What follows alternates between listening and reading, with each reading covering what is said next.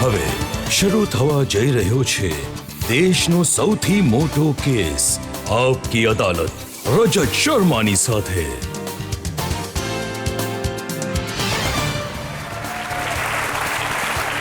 નમસ્કાર, આપકી અદાલતમાં તમારું સ્વાગત છે. આપકી અદાલતમાં આજે રજૂ કરીશું ક્રિકેટની દુનિયાના એક એવા ચમકતા તારલાને. એ જ્યારે મેદાનમાં ઉતરે છે તો સારામાં સારા બોલર્સની સીટીપીટી ગુમ થઈ જાય છે. ક્રિકેટનો એવો તારલો જેણે ક્રિકેટના દરેક ફોર્મેટમાં આ દેશનું નામ રોશન કર્યું. જ્યારે ઇન્ડિયા T20માં વર્લ્ડ ચેમ્પિયન બન્યું અને જ્યારે ઇન્ડિયા વન ડેમાં વર્લ્ડ ચેમ્પિયન બન્યું, બંનેમાં આ પ્લેયરનું ઘણું મોટું યોગદાન હતું. પ્લીઝ વેલકમ ગૌતમ ગંભીર.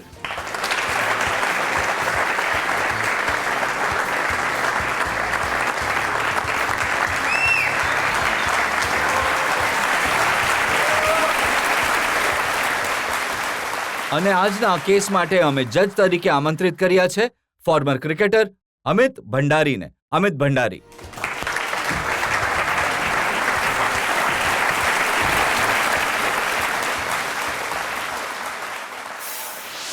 તો કેસ શરૂ થાય છે. આપકી અદાલતમાં પહેલો આરોપ ક્રિકેટ સ્ટાર ગૌતમ ગંભીર પર. આપકી અદાલતમાં ક્રિકેટ સ્ટાર ગૌતમ ગંભીર પર આરોપ છે કે તેઓ સૌથી મોટા તોફાની છે.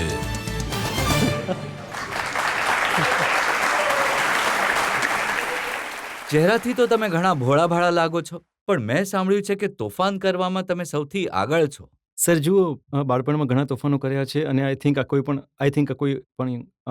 પણ યંગસ્ટરનું ઓબ્વિયસલી ઇટ્સ મારી સ્કૂલ લાઈફમાં મેં ઘણા તોફાનો કર્યા છે. It's part of my parcel of my school days. હવે હું મેચ્યોર થઈ ગયો છું. જેટલા પહેલાં તોફાનો કરતો હતો હવે એટલા તોફાનો નથી કરતો. નાનપણમાં મેં સાંભળ્યું કે કોઈના પેન્ટમાં ચ્યુઇંગમ લગાવી દેતા હતા તમે. હા, મેં દરેક પ્રકારના કામ કર્યા છે. મેં ચિંગમ લોકોની ઉપર પણ ફેંકી છે, મેં ચિંગમ લગાવી પણ છે, મેં ચિંગમનું ફોર્મ પણ લગાડ્યું છે, ઘણી વસ્તુઓ કરી છે. બટ એ માત્ર મારું બાળપણ અને હતું. પાડોશીઓના કાચ તોડી નાખતા હતા. મેં ગાડીઓના કાચ પણ તોડ્યા છે, ઘરોના કાચ પણ તોડ્યા છે.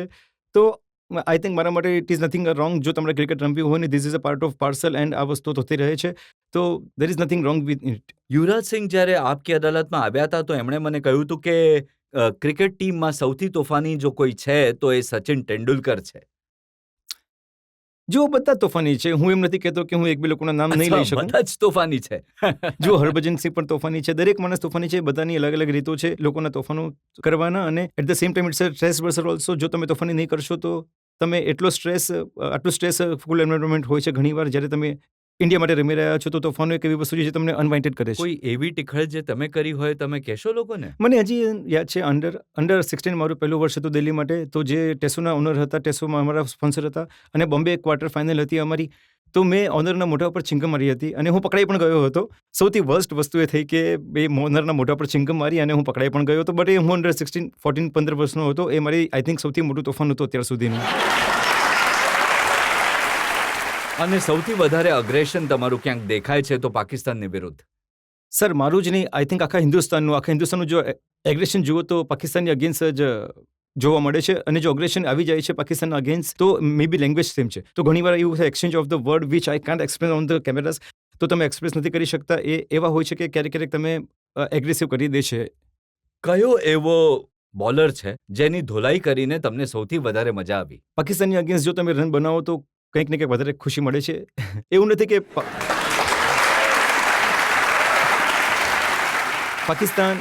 પાકિસ્તાન અગેન્સ્ટ એટલે બિકોઝ તમે એટલું સાંભળ્યું છે પાકિસ્તાન વિશે અને ઇન્ડિયા પાકિસ્તાનની રાઇવલરી તમે ક્રિકેટ સાથે સ્ટાર્ટ કરો છો તો હંમેશા એ વિચારો છો કે પાકિસ્તાનની અગેન્સ્ટ જીતવાનું છે, રન બનાવવાના છે. તો મે બી એ એક રીઝન છે પાકિસ્તાનની અગેન્સ્ટ જ્યારે પણ તમે પરફોર્મ કરો છો તો તમને વધારે ખુશી મળે છે. અથવા કોઈ એવો બોલર છે જેનો ડર લાગતો હોય તમને આજે પણ? સમવન લાઈક બ્રેટલી અથવા એવા ઘણા કે ડેસ્ટિન એવા ઘણા બોલર છે ઇન્ટરનેશનલ ક્રિકેટમાં. મુરલીધરન થઈ ગયા છે જેનાથી તમને લાગે છે કે વર્લ્ડ ક્લાસ બોલર છે. એમની અગેન્સ્ટ રન બનાવવું મુશ્કેલ થાય છે. બટ આ એક ચેલેન્જ છે ઇન્ટરનેશનલ ક્રિકેટ માટે કે જ્યારે તમે આ બોલર્સની અગેન્સ્ટ રમવું બનાવો છો તો વિચારો છો કે તમને કેટલી ખુશી મળતી હશે. જેમને તમે પોતે વિચારો છો કે એટલા રસ બોલર છે અને એમની અગેન્સ્ટ રન બનાવવું મુશ્કેલ છે, તો જ્યારે તમે એમની અગેન્સ્ટ રન બનાવશો તમને ઘણી ખુશી મળે છે. તો એવા બોલર તમે કહી શકો કે આમની વિરુદ્ધ જો રન બનાવ્યા તો મને ઘણી ખુશી મળશે? સર એક બોલર જે હંમેશા મારા મગજમાં રહેતા હતા, જે હું ક્યારે રમ્યો નથી ઇન્ટરનેશનલમાં, શેન વોર્ન. એમની અગેન્સ્ટ રન બનાવવા મને એમની અગેન્સ્ટ રમવાની ઘણી ઈચ્છા હતી કે હું એમના અગેન્સ્ટ ઇન્ટરનેશનલ ક્રિકેટ રમું. માત્ર હું એમને આઈપીએલમાં રમ્યો છું, બટ જો હું એમની અગેન્સ્ટ રમતો હતો અને એમની અગેન્સ્ટ રન બનાવતો હતો, મને ઘણી ખુશી મળતી હતી, બિકોઝ એ એક વર્લ્ડ ક્લાસ બોલર છે, ઘણા મોટા કોમ્પિટિટર પણ છે. એ તો એમની અગેન્સ્ટ રન બનાવવાથી વધારે ખુશી મળતી હતી મને. ગૌતમ, ઘણા બધા લોકો એવું કહે છે કે પાકિસ્તાનની સાથે આપણે ક્રિકેટ નહીં રમવું જોઈએ, જે રીતના સંબંધો છે હિન્દુસ્તાન અને પાકિસ્તાનના.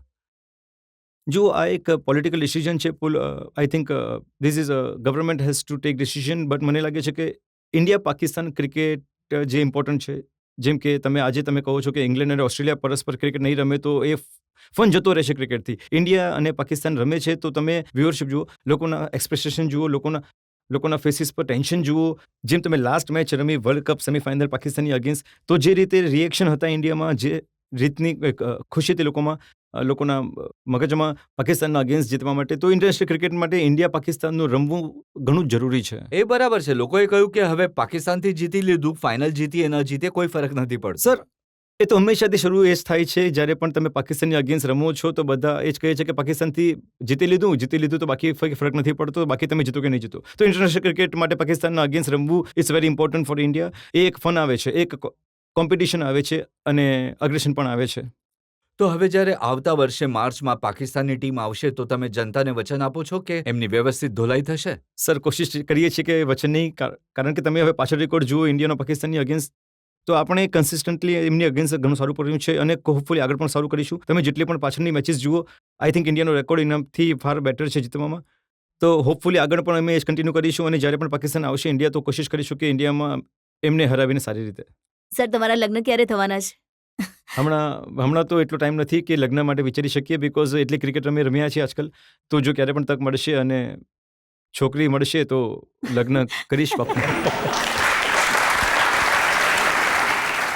ગૌતમ, ઘણા બધા સવાલ આરોપો મારી પાસે છે, પણ એક બ્રેક માટે રોકાવાનું છે. આપણે એક બ્રેક માટે રોકાશું અને બ્રેક બાદ આપકી અદાલતમાં ગૌતમ ગંભીર પર જનતાના આરોપો અને સવાલોનો વધુ એક દોર. જ્યારે પહેલા સહેવાગ આઉટ થયા અને એના પછી જ્યારે સચિન આઉટ થયા તો લોકોએ તો આશા જ છોડી દીધી હતી. મેં નહોતી છોડી sir, honestly, because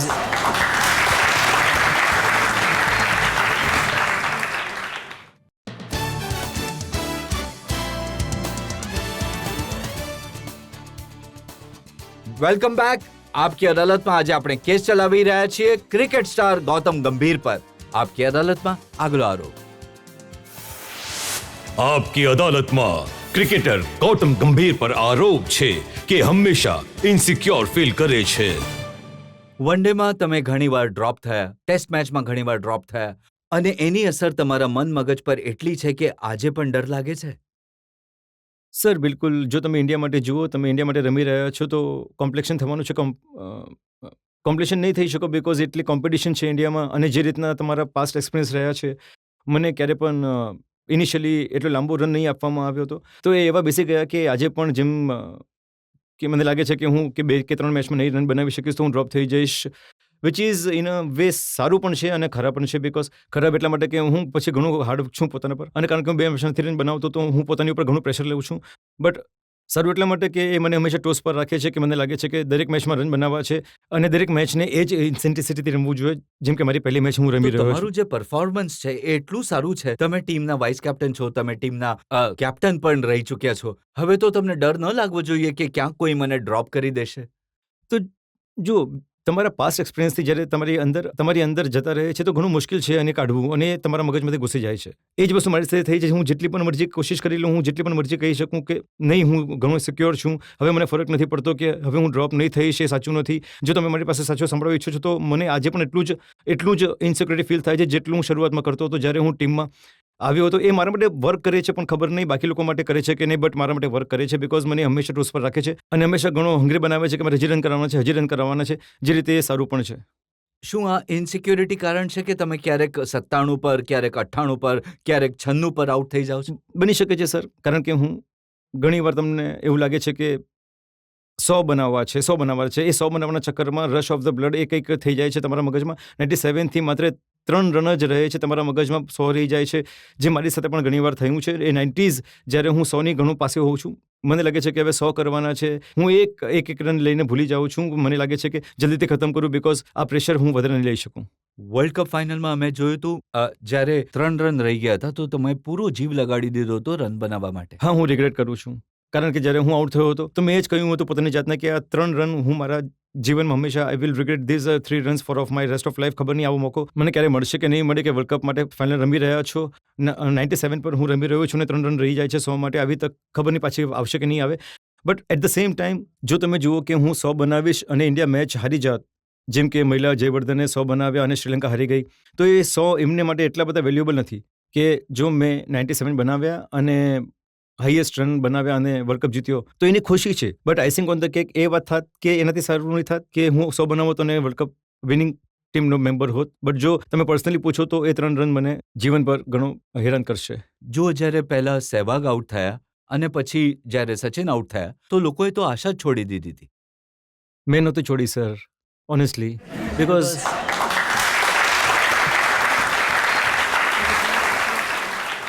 because honestly જો તમે કોઈ પણ માણસને પૂછશો કે જો તમે આશા છોડી દીધી તો પછી બધું છૂટી ગયું. જો સચિન અને સહેવાગ આઉટ થઈ પણ ગયા તો પણ આપણી પાસે સ્ટ્રેન્થ છે કે આપણે કોઈ પણ સ્ટેજથી તમે વર્લ્ડ કપ નંબર 1 ટીમ માત્ર 1-2 ખેલાડીઓથી કારણે નથી બની શકતી. તમારે વર્લ્ડની નંબર 1 ટીમ કે વર્લ્ડ ચેમ્પિયન બનવા માટે આ બધાએ કોન્ટ્રીબ્યુશન કરવું જરૂરી છે. જે 11 ખેલાડીઓ ફિલ્ડમાં ઉતરી છે એ બધાનું કોન્ટ્રીબ્યુશન જરૂરી છે. 1-2 ખેલાડીઓ તમે વર્લ્ડ નંબર 1 કે વર્લ્ડ ચેમ્પિયન નહીં બનાવી શકે. પણ જ્યારે સચિન આઉટ થયા તો તમારું દિલ એકવાર ધબક્યું તો હશે? નહીં સર, કારણ કે મારા હાથમાં બેટ હતી, એનાથી વધારે જરૂરી કંઈ નથી. જ્યાં સુધી મારા સુધીમાં બેટ હતી ત્યાં સુધી હું ક્રીઝ પર હતો, મને કોઈ પણ વસ્તુનો ડર નહોતો. જો હું આઉટ થઈ ગયો હોત, ડ્રેસિંગ રૂમમાં જતો તો કદાચ હું ડરતો હોત. જ્યાં સુધી હું ફિલ્ડ ઉપર હતો મને એ ખબર હતી કે જો હું એન્ડ સુધી રમીશ તો આપણે મેચ જીતીશું. ને જ્યારે તમે આઉટ થયા હતા ત્યારે એવું સ્ટેજ હતું કે ત્યારે આપણે જીતવું જોઈતું હતું. એ match I think most probably 95% game આપણે જીતી ચૂક્યા હતા. આઈ થિંક 50 રન બાકી રહી ગયા હતા, 50 રન રહી ગયા હતા અને 50 બોલમાં, અને આપણી પાસે યુવી આવવાનું હતો. યુવરાજ જે રીતના ફોર્મમાં હતા ત્યાંથી આપણે મેચ જીતવી જોઈતી હતી. એવું થયું. ધોની પણ એ સમયે સારું રમી રહ્યા હતા. બટ જ્યારે હું આઉટ થયો મને 95% લાગી રહ્યું હતું કે we should win the game. અને સાચે જ એ ફોટોઝ, એ મેચ જે જીત્યા હતા, કઈ રીતે લોકોએ ઉજવણી કરી, આજે પણ લોકોના માનસ પટ પર છે. બિલકુલ. એના પછી ખબર પડી કે એ સ્પોર્ટ્સ, ક્રિકેટ આ દેશને કેટલું યુનાઇટેડ કરી શકે છે, કેટલી ખુશી થવા લાગે છે. પાછળથી કોન્ટ્રાવર્સીસ થઈ રહી હતી, જે પણ સ્ક્રેમ થઈ રહ્યા હતા, એ ડ્યુરેશનમાં લોકોએ બધું ભૂલીને જે રીતે સેલિબ્રેટ કર્યું એ વિક્ટરીને, એ એક સ્પોર્ટ્સ આ દેશમાં આટલું લોકોને યુનાઇટેડ કરી શકે છે. એનાથી ખબર પડે છે કે અમે કંઈક એવું કર્યું છે જેનાથી દેશનું ડ્રીમ ફૂલફિલ થઈ શકે છે. આપણે વાત કરી રહ્યા હતા તમારી ઇન્સિક્યોરિટીની. અમુક ક્રિકેટર્સે કહ્યું કે આ રનઆઉટ પણ ઘણા થાય છે. જો કે તમે ઝડપથી દોડો છો, તમે યંગ છો, આમ છતાં 3 વર્ષમાં 6 વાર રનઆઉટ થયા. સર, જો હું મારી ક્રિકેટ વિથ સારી ઘણી રમ્યો છું. ઘણી મારી અને વીરુની જેવી અન્ડરસ્ટેન્ડિંગ છે એવી લોકો બધા સાથે નથી એવી, બિકોઝ અમે ઘણું સાથે રમ્યા છીએ. એ દિલ્હી માટે હોય, ONGC માટે હોય કે પછી ઇન્ડિયા માટે, તો અમારી અન્ડરસ્ટેન્ડિંગ ઘણી ડિફરન્ટ છે. જો હું પણ અને ધોની જ્યારે દોડીએ છીએ તો અમે બંને ઘણી સારી રનિંગ બિટવીન ધ વિકેટ છે. બટ મારી જેવી અન્ડરસ્ટેન્ડિંગ વીરુ સાથે કે ધોની સાથે છે, બાકી લોકો સાથે નથી. મે બી એ એક રીઝન હોઈ શકે છે કે હું રનઆઉટ થઈ છું. હા, એક મને જે હમણાં પણ યાદ આવે છે, ઓસ્ટ્રેલિયાના સામે ક્વાર્ટર ફાઇનલમાં હું રનઆઉટ થઈ ગયો હતો યુવી સાથે. એક જે સ્ટેજ પર હું રનઆઉટ થઈ ગયો હતો એ ઘણી ક્રુશિયસ હતી. બટ અન્ડરસ્ટેન્ડિંગ પર ડિપેન્ડ કરે છે કે તમારી અન્ડરસ્ટેન્ડિંગ કે છે બીજા સાથે, તમારા પાર્ટનર સાથે. જો તમે અન્ડરસ્ટેન્ડિંગ સારી છે તો હાર્ડલી રનઆઉટ થઈ જ્યારે શકો છો. તમે ઓસ્ટ્રેલિયા વિરુદ્ધ આઉટ થયા હતા તો યુવરાજે તમને કહ્યું હશે કે ભાઈ હું સહેવાગ નથી, આટલો ઝડપથી નહીં ભાગી શકું. હા, મેચ પછી કહ્યું હતું, બટ મેચ પછી એટલો આનંદ હતો જીતવાનો. જો હાર્યા તો કદાચ મારો ગુસ્સો વધારે, મને મારા પર વધારે ગુસ્સો આવતો હતો. બટ મેચ જીતી ગયા તો પછી એના પછી પતી ગયું. એટ ધ મોમેન્ટ ગુસ્સો આવ્યો હતો, બટ યુવીએ જ્યારે મેચ જીતાડી, મેન ઓફ ધ મેચ બન્યા, તો આઈ થિંક બધું પતી ગયું. તમે અને સહેવાગ જ્યારે રમો છો તો ઘણી વાતો કરો છો. વાત કરીએ છીએ બિકોઝ જો તમે જોશો તો ઓપનિંગ બેટિંગ એક એવી વસ્તુ છે જે સૌથી વધારે પ્રેશર, સૌથી વધારે મુશ્કેલ વસ્તુ છે ઇન્ટરનેશનલ ક્રિકેટમાં. નવા બોલ રમવો, નવી ક્રિકેટ, બોલર્સ ફ્રેશ. તો જો તમે તમારા પાર્ટનર સાથે જો તમે વાત નહીં કરો તો ઓબ્વિયસલી તમે કેવી રીતે રિલેક્સ થશો. દેર આર ટાઈમ્સ કે અમે પરસ્પર ઘણી વાતો કરો છો. ડિપેન્ડ કરે છે સર. કંઈ પણ મતલબ એકબીજાને રિલેક્સ કરવા માટે, કોન્ફિડન્સ આપવા માટે. તમને ખબર છે કે 11 ખેલાડીઓની અગેન્સ્ટ તમે રમી રહ્યા છો. મુશ્કેલ કન્ડિશન છે, નવો બોલ છે, બોલર ફ્રેશ છે, દરેક વસ્તુની તમારી અગેન્સ્ટ છે. જો તમે તમારા પાર્ટનર સાથે વાત નહીં કરો અને રિલેક્સ નહીં કરો તો બાકીની બીજી કોઈ નહીં કરી શકે. કોઈ પણ રીતે જોક કરી લીધો કે કંઈ પણ કરી લીધું, ગીત ગાઈ લીધું, ગીત ગાઈ લીધું, ગીત કંઈ પણ કરી લીધું સર, ગીત ગાઈ લીધું, જોક કરી લીધો કે પછી કંઈ પણ મજાક કરી લીધી, બટ કોશિશ કરીએ છીએ કે એકબીજા રિલેક્સ રાખીએ, જેનાથી પરફોર્મન્સ સારું નીકળે. શું તમે એ પણ માનો છો કે વિરેન્દ્ર સહેવાગ તમારા માટે લકી પુરવાર થાય છે? એમની સાથે જ્યારે તમે હોવ છો તો પરફોર્મન્સ સારું થાય છે? હું આઈ થિંક વિરેન્દ્ર સહેવાગ સાથે જેમ કે મારી એક ઓફ ધ ફિલ્ડ અન્ડરસ્ટેન્ડિંગ એનાથી પણ એક ઘણી ઇમ્પોર્ટન્ટ છે, બિકોઝ જ્યારે તમારા ઓફ ધ ફિલ્ડ એકબીજા સાથે ઘણા સારા રિલેશન હોય છે તો એ ઓન ધ ફિલ્ડ પણ આઈ થિંક રિફ્લેક્ટ કરે છે. જ્યારે અમે બંને એકબીજા સાથે બેટિંગ કરીએ છીએ તો એ અન્ડરસ્ટેન્ડિંગ એટલી સારી છે કે એકબીજાને પણ કમ્ફર્ટેબલ ફીલ કરાવીએ છીએ. રનિંગ બિટવીન ધ વિકેટ્સ એટલી સારી છે, અન્ડરસ્ટેન્ડિંગ એટલી સારી છે કે મારી ગેમને એટલી સારી રીતે જાણે છે, હું એમની ગેમને સારી રીતે જાણું છું કે અમે એકબીજા સાથે શેર પણ કરી શકીએ છીએ વચ્ચે કે તમે આ ખોટું કરી રહ્યા છો કે આ તમે બરાબર કરી રહ્યા છો, આ કરો. એવો પણ ટાઈમ આવ્યો કે જે મેં કહ્યું કે કોઈ પણ બોલરના અગેન્સ્ટ અનકમ્ફર્ટેબલ છું તો મને એમણે કહ્યું કે આ બોલરના અગેન્સ્ટ અનકમ્ફર્ટેબલ છું તો તમે ફેસ કરી લો. આ માત્ર એક અન્ડરસ્ટેન્ડિંગની સાથે જ આવી શકે છે. તમે કોઈની જેની સાથે તમારી અન્ડરસ્ટેન્ડિંગ નહીં હોય તમે એને આ વાત નહીં કરી શકો.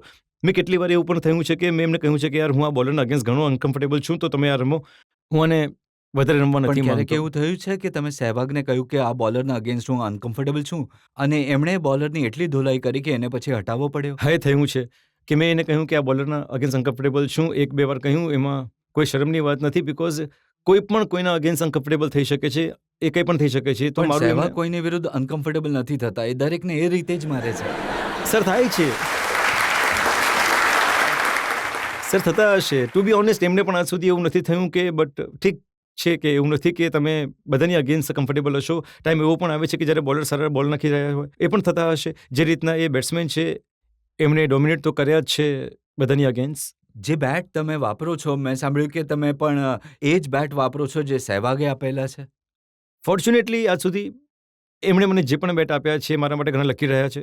પછી એ વર્લ્ડ કપ 2020 વર્લ્ડ કપના સમય આપી હતી 2007માં, એ પણ એમના પછી પણ આપી હતી જેનાથી મેં ડબલ 100 બનાવ્યા હતા ઓસ્ટ્રેલિયન અગેન્સ્ટ. તો જે પણ આજ સુધી એમણે મને બેટ આપ્યા છે એનાથી મેં ઘણા રન બનાવ્યા છે. તો it's a kind of lucky charm of me. તો એક રીતનું આ સુપરસ્ટિશન છે કે જ્યારે સહેવાગના બેટથી જ્યારે તમે બેટિંગ કરો છો તો રન બનશે. સર સુપરસ્ટિશન તો જ કહી લો, કારણ કે જ્યારે હું રન નથી બનાવતો તો હું એમને જ કહું છું કે બેટ આપો. ગૌતમ, સચિન તેંડુલકર આટલા મોટા પ્લેયર છે, દુનિયામાં આટલું મોટું નામ છે, આટલા લાંબા સમયથી રમી રહ્યા છે, એમની સાથે જ્યારે રમો છો તો ક્યારેક કોમ્પ્લેક્સ થાય છે, ઇન્ફિરિયોરિટી કોમ્પ્લેક્સ થાય છે કે આટલા મોટા ખેલાડી સાથે રમું છું? નહીં સર, કારણ કે મેં ક્યારેય કોઈને કોપી નથી કર્યા, ના તો ક્યારેય મેં કોઈને આઈડિયલાઇઝ કર્યા છે ક્રિકેટમાં. આઈ થિંક મારી પોતાની ઇન્ડિવિજ્યુઅલિટી છે અને હું એ કોશિશ કરું છું કે જે મારા હાથમાં છે, જ્યાં સુધી મારા હાથમાં બેટ છે, મને કોઈથી કોમ્પ્લેક્સ કરવાની કોઈ જરૂર છે નહીં. ના મેં ક્યારેય કોઈને, તમને કોમ્પ્લેક્સ ક્યારે થાય છે ત્યારે તમે કોઈને કોપી કરવાની કોશિશ કરો છો કે કોઈની જેમ બનાવવાની કોશિશ કરો છો. મારી પોતાની ઓળખ બનાવવાની હતી અને મેં એક મારી ઓળખ બનાવી છે, તો મને કોઈ વસ્તુથી કોમ્પ્લેક્સ નથી થયો આજ સુધી.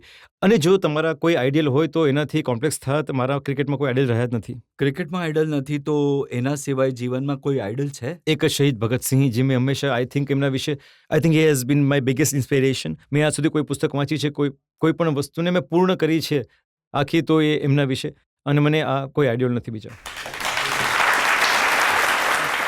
મારો સવાલ સૌ પ્રથમ ગૌતમજી નમસ્કાર. નમસ્કાર. અને હું તમને શુભકામના આપવા માંગીશ કેમ કે તમે અમારા જેવા કરોડો હિન્દુસ્તાનીઓના સપનાને પૂરું કર્યું છે વર્લ્ડ કપ thank you. જીતાવીને. મારો પ્રશ્ન વર્લ્ડ કપને વિશે જ છે. જે ટ્રોફી આપવામાં આવી હતી, જે રીતે બતાવવામાં આવ્યું ન્યૂઝ ચેનલમાં જોયું અમે, એ રેપ્લિકા હતી. જ્યારે તમને આપવામાં આવી ટ્રોફી ત્યારે તમને ફીલ નહીં થઈ કે રેપ્લિકા પકડી રાખેલ છે પોતાના હાથમાં? હા, મને હજી પણ નહીં, જેન્યુઅનલી તમે મને પૂછો તો મને હજી પણ નથી ખબર કે મને નહીં ફીલ થયું કે આ રેપ્લિકા હતી. મને લાગતું હતું કે ઓરિજિનલ ટ્રોફી છે. બાકી જે પછી ન્યૂઝમાં આવ્યું અને મને એક્ઝેક્ટલી નથી ખબર, બિકોઝ જ્યારે અમે ટ્રોફી પકડી હતી ત્યારે મને લાગતું હતું કે ઓરિજિનલ ટ્રોફી હશે, બિકોઝ આટલી મોટી ઇવેન્ટ થઈ રહી છે. નહીં, જેમ કે ચેનલ્સ વગેરેમાં બતાવવામાં આવ્યું હતું તો ત્યારે તમે લોકોએ ક્વેશ્ચન નહીં કર્યું કે બીસીસીઆઈ કે આઈસીસીને કે આવું કેમ કરવામાં આવ્યું અમારી સાથે? સી ઓનેસ્ટલી બીસીસીઆઈએ પોતાની રીતે ક્વેશ્ચન કર્યો છે આઈસીસીને, બિકોઝ આટલી મોટી ઇવેન્ટ થઈ રહી છે વર્લ્ડ કપ માટે, તો તમે રિપ્લિકા નહીં આપી શકો. અને આખી વર્લ્ડ રમી રહી છે, આટલી મોટી ટુર્નામેન્ટ છે, જો તમે જીતી રહ્યા છો તમને ઓરિજિનલ ટ્રોફી જ મળવી જોઈએ અને હોપફુલી ઓરિજિનલ જ હશે, હોવી જોઈએ. બિલકુલ, એકચ્યુઅલી અમારા ઇમોશન્સ જોડાયેલા છે આ નહીં, બિલકુલ તમારું જ નહીં, અમારું પણ, તમારા બિકોઝ અને અમારા બધાના આઈ થિંક. હા, કેમ કે આટલી મહેનત કરી હતી અને આઈ થિંક સૌથી વધારે ઇમ્પોર્ટન્ટ એ છે કે ટ્રોફી, એને માટે બધા આખો દેશ ડ્રીમ કરી રહ્યું હતું, તો ઓરિજિનલ જ હોવી જોઈએ. Thank you. તમે ક્યારેક પૂછ્યું કોઈ બીસીસીઆઈના ઓફિસરને કે કેપ્ટન MS ધોનીને કે ભાઈ એટલું તો જણાવો કે અસલી હતી કે નકલી, એ તો ખબર પડે? અનફોર્ચ્યુનેટલી પાર્ટ એ છે કે એના પછી સમય જ નહીં મળ્યો, કેમ કે 2 દિવસ પછી તો IPL સ્ટાર્ટ થઈ ગયું. તો પછી બધા એવું જ વિચારી રહ્યા હતા કે હવેની ટ્રોફી કોને મળશે. તો એ આ મગજમાં, બટ મને અત્યારે પણ લાગે છે કે આટલી મોટી ઇવેન્ટ હોય તો it should B it can be duplicate trophy. Gautam, બીજા અન્ય આરોપો છે. મને હજી એક બ્રેક માટે રોકાવું પડશે. વધુ એક બ્રેક માટે રોકાઈશું અને બ્રેક બાદ આપકી અદાલતમાં ગૌતમ ગંભીર પર જનતાના આરોપો અને સવાલોનો હજી એક દોર. હું શાહિદ આફ્રિદી માટે એક જ વાત કહેવા માંગીશ, જે આજે પણ એટલી જ ઉંમરના છે જે ઉંમરે એમને શરૂ કર્યું હતું, એ આજે પણ એ મગજ નથી. મગજથી એ 16 વર્ષના જ છે. જે રીતે એમણે કમેન્ટ્સ આપ્યા છે, આનાથી વધારે હું કંઈ નહીં કહેવા માંગીશ મને, બિકોઝ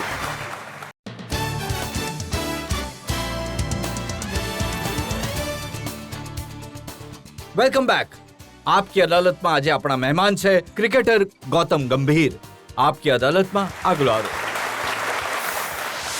આપકી અદાલતમાં ક્રિકેટ સ્ટાર ગૌતમ ગંભીર પર આરોપ છે કે તેમણે ઘણો જલ્દી ગુસ્સો આવે છે.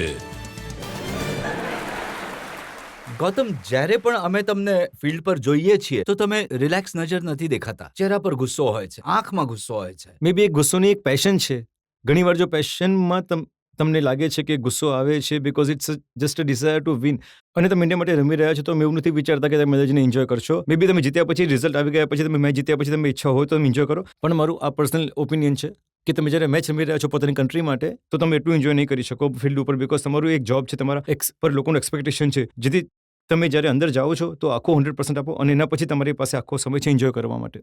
મહેન્દ્રસિંહ ધોની તમને નથી સમજાવતા કેપ્ટન કુલ કેવી રીતે બનવું જોઈએ? નહીં સર, બધાની અલગ અલગ રીત છે. એમની પોતાની રીત છે, જે રીતે રિલેક્સ કરે છે, એમની પોતાની રીત છે મેચ રમવાની. હું ક્યારે કોઈને એ નથી વિચારતો કે આ રીતે કે હું આ રીતે કરું.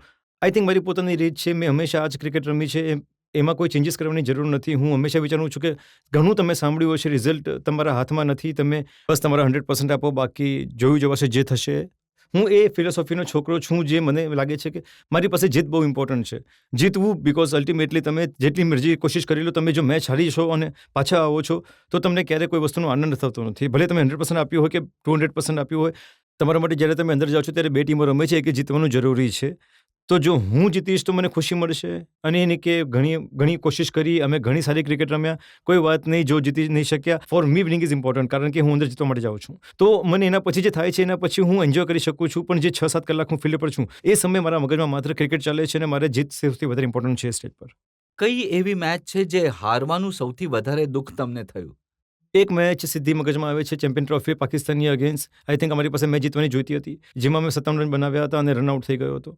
એ મેચ હું કોશિશ કરીને ઘણી વાર કોશિશ કરી તો પણ એ મારા મગજથી નીકળતી નથી, બિકોઝ આપણે ઘણા સમય પછી પાકિસ્તાન સાથે મેચ રમી રહ્યા હતા. યુનુસ ખાનના કોમેન્ટ હતા કે મેચ પહેલાં કે ઇન્ડિયાને હરાવવું આ મેચમાં એમનું ઘણું મોટું ડ્રીમ છે.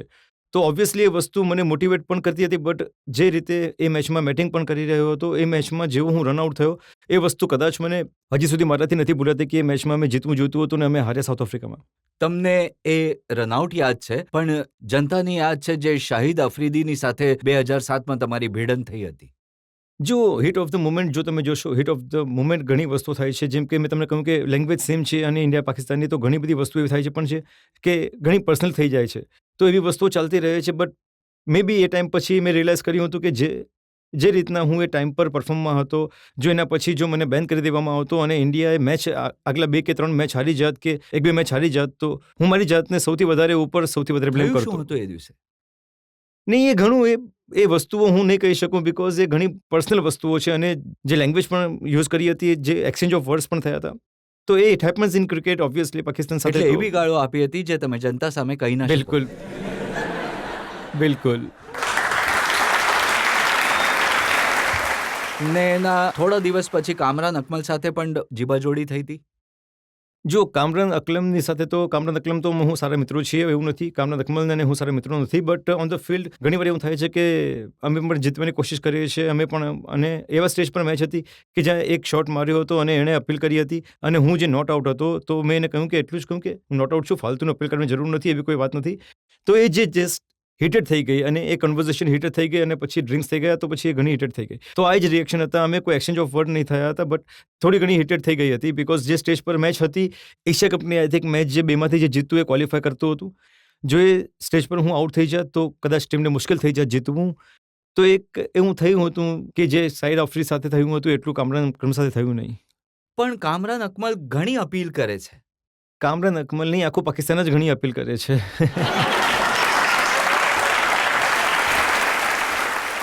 ને અકમલનું આપણે સાંભળીએ છીએ એમનો પાછળથી અવાજ આવતો રહે છે, શાબાશ શાબાશ. તો ડિસ્ટર્બ તો થતા હશે પ્લેયર. આદત પડી ગઈ છે સર. પહેલી વાત સારું એ છે કે પાકિસ્તાન સાથે એટલે ગેમ નથી રમતા, નહીં તો કાન ખરાબ થઈ જાત જેટલી એ અપીલ કરે છે. આ જાણી જોઈને કોન્સન્ટ્રેશનને ખરાબ કરવા માટે હોય છે. જુઓ, દરેક કીપર ડિફરન્ટ છે, દરેક કીપર ઇન્ડિવિજ્યુઅલ છે. હવે તમે MS ધોનીને જુઓ, એટલું નથી બોલતા પાછળથી જેટલું કામ અકમલ બોલે છે. તો એમનું પોતાનું થિંકિંગ છે. તો દરેક કીપર, દરેક ઇન્ડિવિજ્યુઅલ ડિફરન્ટ હોય છે. બટ જ્યારે તમે ઇન્ટરનેશનલ ક્રિકેટ રમી રહ્યા છો તો એટલું બોધર નથી કરતા, કારણ કે આટલા લોકો તો બૂમો પાડે છે. તમને એનાથી ફરક નથી પડતો. બટ હા, ઘણી વાર ના, એ જ્યારે તો બિલકુલ તમારી પાછળ ઊભા રહીને કાનમાં બોલી રહ્યા હોય છે. એટલીસ્ટ એક વસ્તુ સારી છે ક્રિકેટમાં કે જ્યારે બોલર નાખવાનું શરૂ કરે છે, બોલ નાખવાનું છે, તો બિલકુલ ચૂપ રહેવું જરૂરી છે. તો મે બી એ વસ્તુથી એ ફરક પડતો નથી.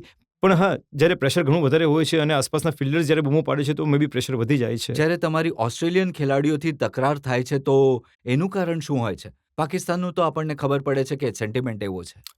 જો પાછલા ઘણા સમયથી ઓસ્ટ્રેલિયા અને India have been top team in the world. જો તમે જોશો કે ઓસ્ટ્રેલિયાને કોઈકે સારી કોમ્પિટિશન આપી છે પાછળ.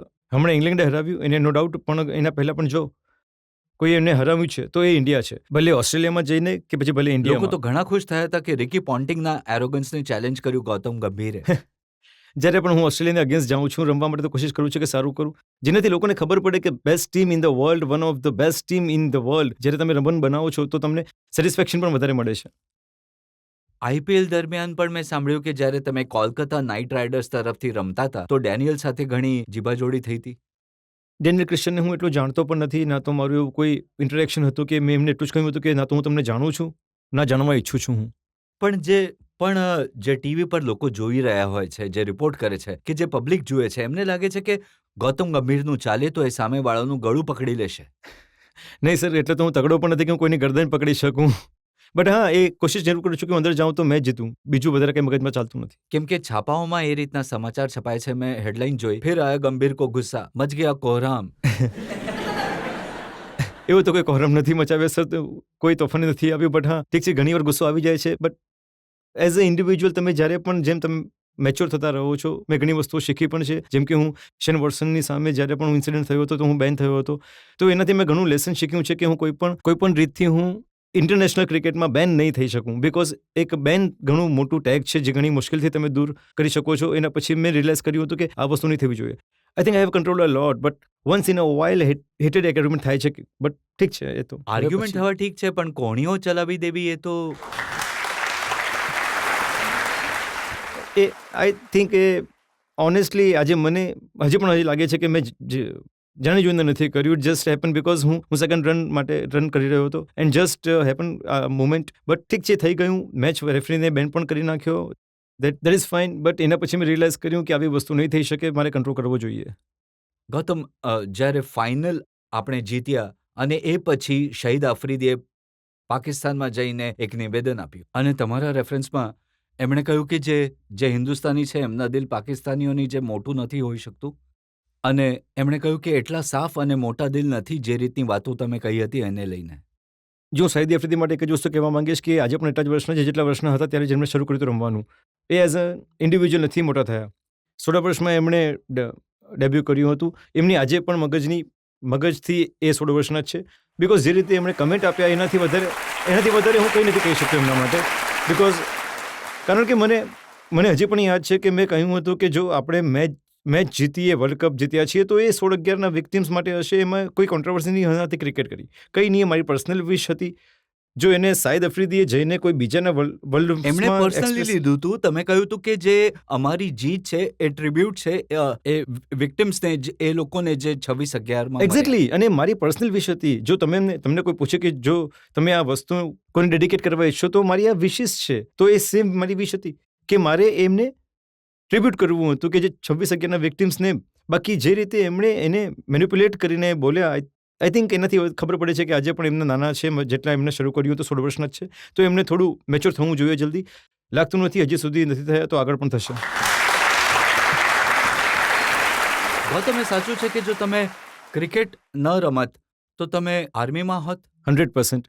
આઈ થિંક મારી આજે પણ મારો ફર્સ્ટ લવ, મારું પેશન ઇઝ આર્મી, અને આ શરૂથી થઈ રહ્યું છે. અને આજે પણ જો મને મારી અલ્ટિમેટ ડ્રીમ પૂછશો તો મને લાગે છે કે હું કંઈક કરું, કોઈ પણ રીતે આર્મી સાથે એસોસિએટ થઈ શકું, આર્મીના લોકો માટે હેલ્પ કરી શકું. I think that's my ultimate dream.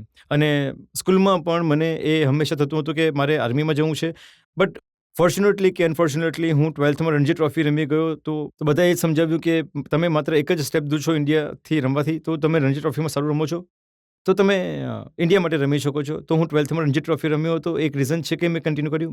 મારું આજે પણ સૌથી મોટું સપનું પેશન છે આર્મી. તો એટલે તમારી અંદર એગ્રેશન છે, ગુસ્સો છે, અને પાકિસ્તાન પર ઉતારવા માંગો છો. પછી આર્મીમાં ઉતારો કે ક્રિકેટની ફિલ્ડમાં ઉતારો? નહીં સર, માત્ર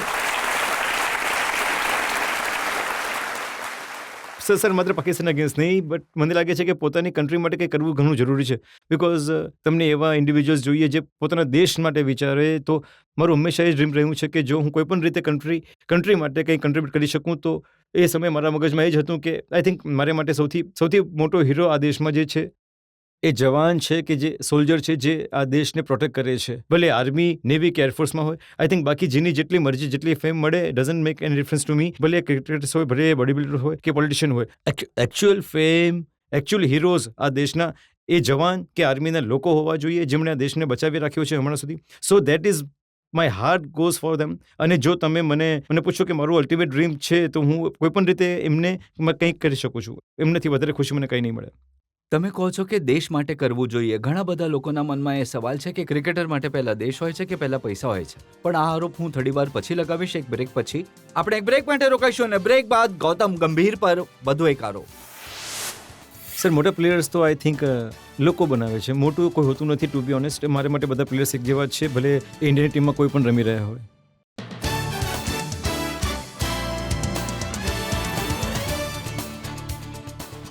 વેલકમ બેક. આપકી અદાલતમાં આજે આપણે આરોપ લગાવી રહ્યા છીએ, સવાલ પૂછી રહ્યા છીએ ગૌતમ ગંભીરને. આપકી અદાલતમાં આગલો આરોપ. આપકી અદાલતમાં ક્રિકેટર ગૌતમ ગંભીર પર આરોપ છે કે તેઓ પૈસા માટે રમે છે. ગૌતમ, તમે કહી રહ્યા હતા, સલાહ આપી રહ્યા હતા કે બધાએ દેશ માટે કંઈ કરવું જોઈએ. પણ ઇમ્પ્રેશન એ છે કે માત્ર તમે જ નહીં, બાકી ક્રિકેટર પણ આજકાલ માત્ર પૈસા માટે રમે છે. કેવી રીતે? જો હું તમને એક એક્ઝામ્પલ આપું. મને ખબર પડી કે ટેસ્ટ ક્રિકેટ રમો તો 7 લાખ રૂપિયા મળે છે, વન ડે રમો તો 4 લાખ મળે છે, અને આઈપીએલ ગૌતમ ગંભીર રમે છે તો 79 લાખ મળે છે. તો ઓબ્વિયસલી 79 લાખને તો નહીં છોડો તમે. જુઓ સર, જો મને ખબર નથી કે આ લોકોને ખબર નહીં હોય કે જેમ કે જો તમે 5 મેચ રમો છો તો આઈપીએલની, તો માત્ર 5 મેચ પછી તમને પૂરા પૈસા મળે છે. તો આનું કોઈ, જેમ કે લોકો પાછળ ઘણું બધું બોલ્યા, હું ઈચ્છતો તો હું 5 મેચ પછી પણ હું રમતો નહીં. જો હું નહીં પણ રમતો તો કોઈ ફરક ના પડતો. તો જેમ કે પાછળથી એટલી કોન્ટ્રોવર્સી હતી કે વેસ્ટ ઇન્ડિઝ ટૂર મિસ કરી રહ્યા છે, આઈપીએલ મિસ નથી કરી રહ્યા. બિશનસિંહ બેદી, જે આપણા ફોર્મર કેપ્ટન છે, એમણે કહ્યું કે ગૌતમ ગંભીરને એપ્રિલ-મે વર્લ્ડ કપ ફાઇનલ દરમિયાન ઈજા થઈ હતી, અને કેમ કે એમને આઈપીએલ રમવી હતી, એમણે એની સારવાર ન કરાવી. એ સાચું છે? પહેલાં તો due respect to mister Bedi, એમને ફેક્ટ્સ ખબર હોવી જોઈએ કે સત્ય શું છે એમાં. મને પહેલી વાત તો કોઈ એવી ઈચ્છા થઈ નથી. It was just a little niggle. અને એ એટલી ક્રિકેટ રમ્યા કે એમને ખબર હોવી જોઈએ કે દરેક ક્રિકેટર જેટલી ક્રિકેટ રમી રહ્યા છે આજકાલ, કોઈને કોઈ રીતની નાની ઇન્જરી કે નિગલ થાય છે. તો વર્લ્ડ કપમાં ફાઇનલમાં હું રન લેતા પડી ગયો હતો, અને પછી મેં ઓબ્વિયસલી એટલી ખુશી હતી કે મેં રિયલાઇઝ નહીં કર્યું કે ખભામાં વાગ્યું છે. 2 દિવસ પછી મને થોડો દુખાવો થયો, પણ મેં ફિઝિયોએ બતાવ્યું કે એણે કહ્યું કે કંઈ નથી. તો હું રમતો રહ્યો આખી આઈપીએલમાં. હું સારી રીતે ફિટ થઈને રમ્યો છું અને થ્રો પણ માર્યા છે, દરેક વસ્તુ. પણ મુંબઈ આવ્યા પછી મને લાસ્ટ મેચ હતી, લીગ મેચ કોલકાતામાં, એમાં હું પડ્યો હતો ફરીથી ફિલ્ડિંગ કરતા, અને પછી મેં થ્રો માર્યો હતો. તો એના પછી એના પછી જે દુખાવો વધી ગયો. તો મને હજી પણ 22nd એ મેચ હતી, અને એના પછી મેં ડિસાઇડ કર્યું કે જો દુખાવો વધી ગયો તો એમઆરઆઈ કરાવી છે. તો 23rd મે અમે એક્ઝેક્ટલી એમઆરઆઈ કરાવ્યું બોમ્બે જઈને. 22nd એ કલકત્તામાં મેચ હતી, 25th એ પ્લે ઓફની મેચ હતી. તો 23rd એ ફિઝિયોની સાથે જલ્દી જઈને સવારે ટીમ સાંજે આવી ગઈ હતી, અને મેં સવારે જઈને એમઆરઆઈ કરાવ્યો. 24th એ રિપોર્ટ આવ્યો એમઆરઆઈનો, બિકોઝ એક દિવસ પછી એમઆરઆઈનો રિપોર્ટ આવે છે. 24thની રાત્રે રિપોર્ટ મળ્યો. 25th એ મારી પ્લે ઓફની મેચ હતી. હું તમને એક્ઝેક્ટલી વસ્તુ કહી રહ્યો છું. 25th એ પ્લે ઓફની મેચ હતી. તો ફિઝિયોએ મને કહ્યું કે રિપોર્ટ આવી છે. આઈ સેડ કોઈ પણ રિપોર્ટ હોય, હું આ મેચ રમવા ઈચ્છું છું, આ મારી પર્સનલ વિશ છે. તો એણે કહ્યું કે એકવાર ડિસ્કસ કરી લઈએ. મેં કહ્યું ભલે રિપોર્ટમાં કંઈ પણ હોય, હું આ મેચ રમવા ઈચ્છું છું, કારણ કે KKR પહેલીવાર પ્લે ઓફમાં પહોંચી છે. હું કેપ્ટન છું, હું કોઈ પણ રીતે ટીમને લેટ ડાઉન નથી કરી શકતો ન રમીને. મેં એમને બસ એટલું જ પૂછ્યું હતું કે આ મેચ જો હું નહીં રમું તો કેટલો ફરક પડશે અને કેટલો નહીં. હી સેડ એટલો ફરક નહીં પડે, એવું કંઈ બદલાશે નહીં. આઈ સેડ કંઈ બદલાય કે નહીં બદલાય, હું આ મેચ રમીશ. ધીસ ઇઝ માય પર્સનલ જો ડિસિઝન. તમને ઈજા થઈ છે, MRI નો રિપોર્ટ તમે જોયો પણ નહીં અને તમે એ મેચ રમવાની જીદ કરી રહ્યા છો, તો લોકોને એ લાગશે ને કે પૈસા કમાવા જો- માટે મેચ રમી રહ્યા છો. દેટ ટાઈમ મારા મગજમાં માત્ર એ હતું કે KKR મને એટલો સપોર્ટ કર્યો, બધાય સપોર્ટ સ્ટાફે, ઓનરે મને એટલો સપોર્ટ કર્યો કે આજે પહેલીવાર એ 3 વર્ષ પછી પ્લે ઓફમાં પહોંચ્યા છે. તો જો ઇન્જરી જે છે પણ કંઈ પણ મારા શોલ્ડરમાં, તો મારે આ મેચ રમવી છે, બિકોઝ કોઈ પણ રીતે હું લેટ ડાઉન નહીં કરી શકું.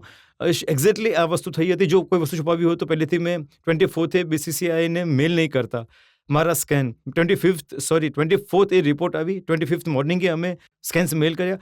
જો અમે 25th રોકાઈને 26th પણ કરી શકતા હતા મેલ, પણ અમે 25th એટલે કર્યું કારણ કે એમાં કંઈ છુપાવવા જેવી વાત નહોતી. ઇમ્પ્રેશન શું ક્રિએટ થઈ કે જો તમે તમારી ઇન્જરી નહીં છુપાવી હોત તો BCCI તમને સિલેક્ટ નહીં કરત as a captain for the West Indies team. Sir injury સિલેક્ટર્સને ખબર જ નહોતી કે કેટલી ઇન્જરી છે. નહીં સર, વાસ્તવિકતા એક છે કે ઇન્જરી હતી જ નહીં. ઇન્જરી એ સિલેક્શન જ્યારે થયું એ IPLની મેચ વચ્ચે થયું હતું. ઇન્જરી જે મને થઈ એ 22nd થઈ છે. 22nd પહેલાં કેપ્ટન્સીમાં કેપ્ટન બની ચૂક્યો હતો હું વેસ્ટ ઇન્ડિઝ માટે. એ સમયે હું ઇન્જર્ડ હતો જ નહીં. તો એવું કંઈ તો હું પોતે સિલેક્ટર્સને કહેતો કે મને નથી જોવું, તમે મને કેપ્ટન નહીં બનાવો. જો 25ની મેચ ન રમત, ઇન્જરી વધારે એગ્રેવેટ ન થઈ હોત તો તમે વેસ્ટ ઇન્ડિઝ જતા, દેશ માટે રમતા. સર જો 24th ફિઝિયો મને કહેતા કે 4 થી 6 સપ્તાહનો બ્રેક જોઈએ છે, તો વેસ્ટ ઇન્ડિઝ તો હું ત્યારે પણ નહીં જઈ શકતો. તો લોકોને રિયલાઇઝ કરવું જોઈએ કે જ્યારે હું ફિઝિયો કહું છે કે 4-6 હપ્તાનો બ્રેક જોઈએ છે, તો 25ના મેચથી ડઝન્ટ મેક ડિફરન્સ. એક મેચ રમવાથી એવું એગ્રીવેટ પણ નહીં થતું. મેં એવું નથી કર્યું. હું આઉટ પણ જલ્દી થઈ ગયો. મને કોઈ એ સમય એગ્રીવેટ થઈ ઇન્જરી, જ્યારે 4-6 સપ્તાહનો રેસ્ટ કરવાયો હતો, તો મેચથી કોઈ ફરક નથી પડતો. તો લોકોએ જે કોન્ટ્રોવર્સી બનાવી કે મેં 25ની મેચ નહીં રમી તો હું વેસ્ટ ઇન્ડિઝ જતો રહ્યો હતો, it is all false and there is no truth in this. હવે આ ઇમ્પ્રેશન કેમ ક્રિએટ થાય છે જ્યારે છાપાઓમાં છપાય છે, ટીવી પર અમે જોઈએ છીએ ગૌતમ ગંભીરને શાહરૂખ ખાને 11 કરોડમાં ખરીદી લીધો. સર હા, આઈ થિંક તમે, કેમ કે આ પબ્લિક થઈ ગયું છે, તમને કેટલા પૈસા મળે છે, જ્યારે લોકોને લાગે છે કે અમે પૈસા માટે રમી રહ્યા છીએ. બટ મેં પહેલા જ જેમ એમને તમને લાગે છે કે એમણે ખરીદ્યા છે તો તમારે રમવું જ પડશે. બિલકુલ નહીં. I think this is absolutely wrong. Shahrukh એક એવા માણસ છે, આઈ થિંક એમણે આજ સુધી આખી ટુર્નામેન્ટમાં મને એક વખત પણ એવું પ્રેશર નથી કર્યું કે મારે રમવું પડશે. બરાબર છે? ના તો કોઈ પણ ઓનરે કે કોઈ પણ સ્પોર્ટ્સ સ્ટાફે કે કોચ. આજે છેલ્લી મેચ હતી એને માટે તમારી ઉપર KKR તરફથી, શાહરૂખ ખાન તરફથી કોઈ પ્રેશર નહોતું? કોઈ પણ નહીં, કંઈ પણ નહીં, કોઈ એક પણ કહ્યું નહીં. મારું એક પર્સનલ ડિસિઝન હતું, બિકોઝ હું એઝ અ કેપ્ટન મારી ટીમને લેટ ડાઉન નથી કરવા ઈચ્છતો. મારી ઉપર રિસ્પોન્સિબિલિટી હતી KKRની, કારણ કે એમણે કંઈ વિચારીને જ મને કેપ્ટન બનાવ્યો છે. તો એમણે જો મારા ઉપર ટ્રસ્ટ કર્યું છે, તો મારી રિસ્પોન્સિબિલિટી બને છે કે એ મેચ રમવી, એટલે કે મેં મેચ રમી. જ્યારે હું જે રીતના શાહરૂખ માણસ છે, એમણે આજ સુધી કોઈ મેચ પહેલાં મને એક પણ વખત નથી કહ્યું કે તારે આ મેચ રમવી જ પડશે.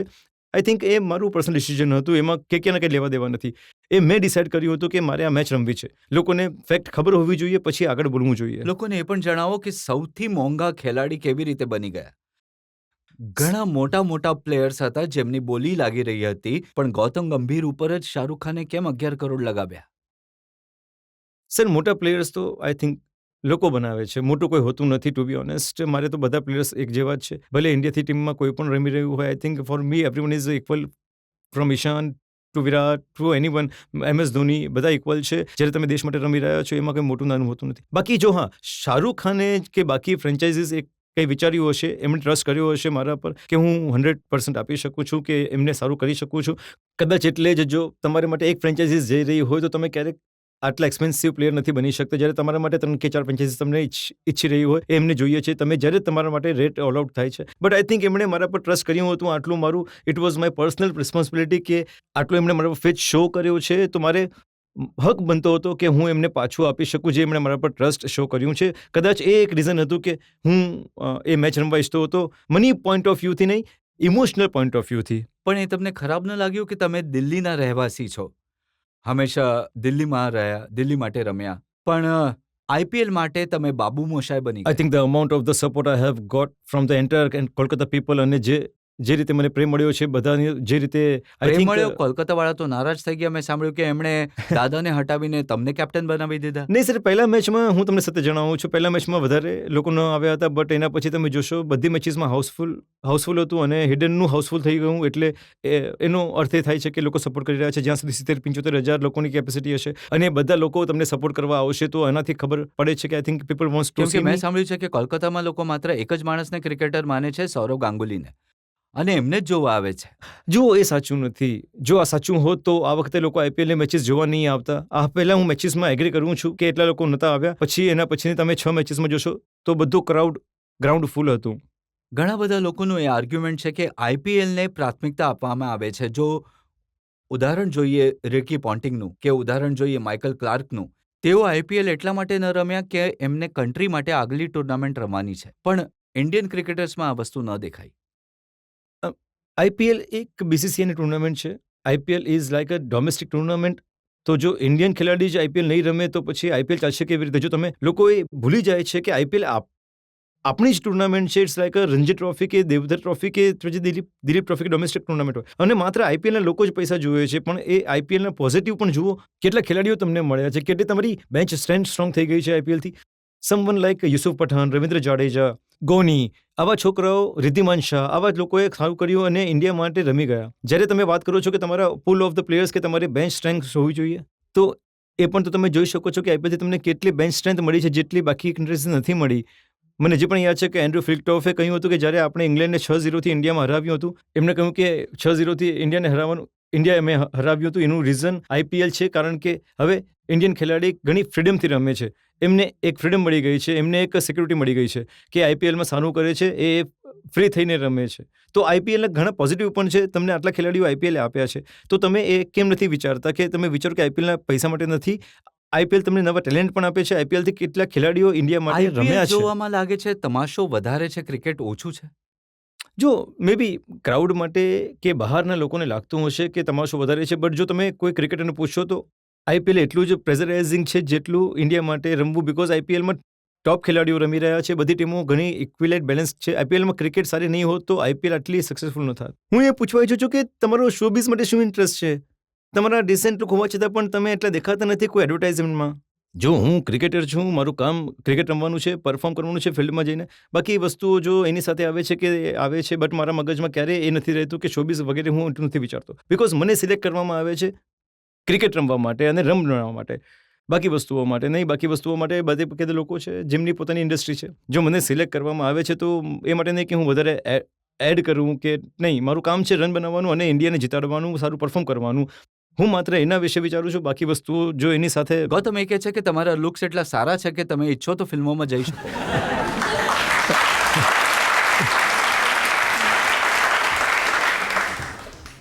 કારણ કે ઘણા બધા એવા ક્રિકેટર્સ છે જેમના લુક્સ એટલા સારા નથી તો પણ એ હંમેશા ફિલ્મ સ્ટાર સાથે દેખાય છે. સર, મેં ક્યારે પણ આ વિશે ઓનેસ્ટલી નથી વિચાર્યું. ના મને શોખ છે આ વસ્તુમાં જવાનો. હું આઈ થિંક જ્યાં સુધી ક્રિકેટ રમીશ, પૂરા દિલથી રમીશ, દેશને જીતાડવાની કોશિશ કરીશ. બાકી બધી વસ્તુઓ જ્યારે ખતમ કરીશ ત્યારે વિચારીશ, પણ ફિલ્મ ઇન્ડસ્ટ્રી તો આઈ થિંક દૂર સુધી નહીં વિચારીશ. જ્યારે તમને શાહરૂખ ખાન સાથે જોઈએ છે તો આ વિચાર તો આવે છે? નહીં સર, ક્યારેય નહીં.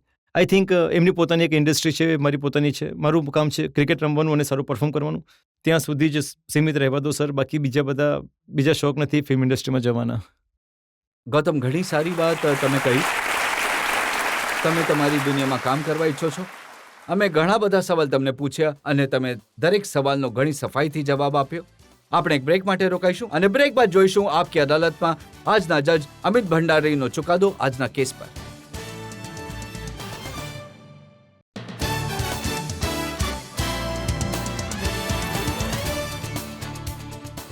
આપકી અદાલતમાં આજે આપણે કેસ ચલાવ્યો ક્રિકેટ સ્ટાર ગૌતમ ગંભીર પર.